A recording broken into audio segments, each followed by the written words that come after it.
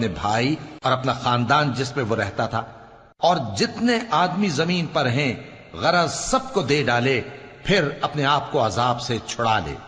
لیکن ایسا ہرگز نہیں ہوگا۔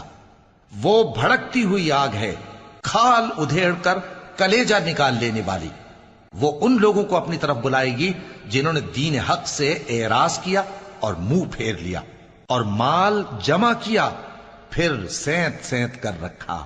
کچھ شک نہیں کہ انسان کم حوصلہ پیدا ہوا ہے۔ جب اسے تکلیف پہنچتی ہے تو گھبرا اٹھتا ہے، اور جب ملتا ہے اس کو مال تو بخیل بن جاتا ہے۔ مگر نماز ادا کرنے والے جو نماز کا التزام رکھتے اور ہمیشہ پڑھتے ہیں، اور جن کے مال میں حصہ مقرر ہے، یعنی مانگنے والے کا اور نہ مانگنے والے کا، اور جو روز جزا کو سچ سمجھتے ہیں، اور جو اپنے پروردگار کے عذاب سے خوف رکھتے ہیں،